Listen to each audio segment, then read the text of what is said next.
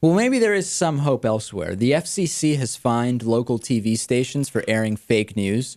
And when I say fake news, we've all seen it. When you watch the local news and there's one of these packages that comes up where it's a reporter from out of town, it's not, if you're in Boston, Massachusetts, and it's a report from elsewhere, it's a prepackaged piece of news. Now, it may be coming from, if it's, say, a CBS affiliate, maybe something coming from CBS, but corporations put out these, they're called VNRs, video news releases, all the time, okay? And they're essentially advertisements, but they're virtually indistinguishable from news stories, and they're given to TV news departments. Now, they violate the FCC's sponsorship identification rules when it's not being made clear who has produced it, that this is an ad.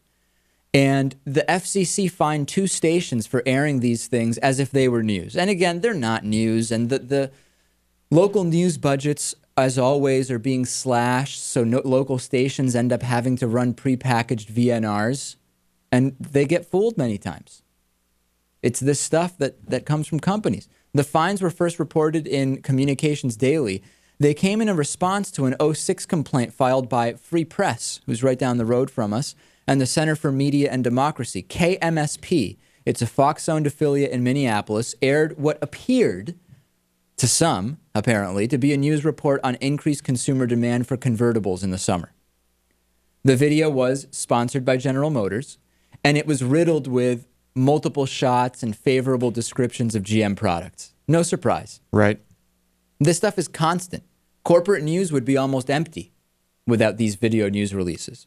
The other one is WMGM TV. It's an NBC affiliate in southern New Jersey. They aired a segment on how to treat the common cold. That's the type of thing you would see on your local news. Well, the station said the piece was sponsored by a local hospital. Actually, it was paid for by Matrix Initiative. They make that Zicam zinc cold remedy. And the segment features everybody's using zinc products as a way to treat colds. It's focused on Zicam's product. People need to know, people deserve to know, that they're watching paid propaganda, not news. So these fines should continue where appropriate. Yeah, it's great that the FCC is going after these small local stations, but it's a pretty big difference. There's a pretty big difference between these and News Corp. I mean, there is. They're not. Yeah. The other thing is this, though. It's not illegal to produce the VNR and to send it around. So you can't really go after the company that produced it for doing anything. The question is, the stations have to be discerning. They have to be honest. And it's advertising. It's no different than advertising. I hope it continues. And really, the scariest part is many people watch. I know a lot of people who watch local news. They're not even making the connection that it goes from a local anchor covering a local topic, and all of a sudden it's a national topic, somebody in Nashville, for example, talking about something, and that it may be propaganda. It may just be news coming from the network, but it may be one of these paid pieces. It's just not on a lot of people's radars, and that's the scariest part, because they don't identify it. You don't have your guard up the way you do when you know something is an ad. Right. And the fines are good. I mean, on one hand, I think, I hate to use the word bullying, but I mean, is the FCC just bullying small stations? I mean, is this going to change? It's the law. It's against FCC regulations to not have identification of something that is an advertisement. It needs to be clear if something is a paid advertisement. And they're enforcing that.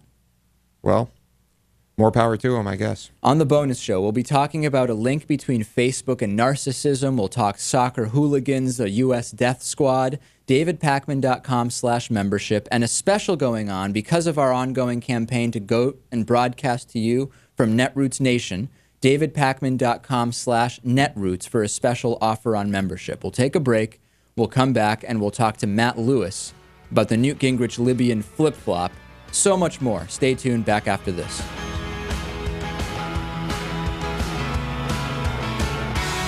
The David Pakman Show at davidpakman.com.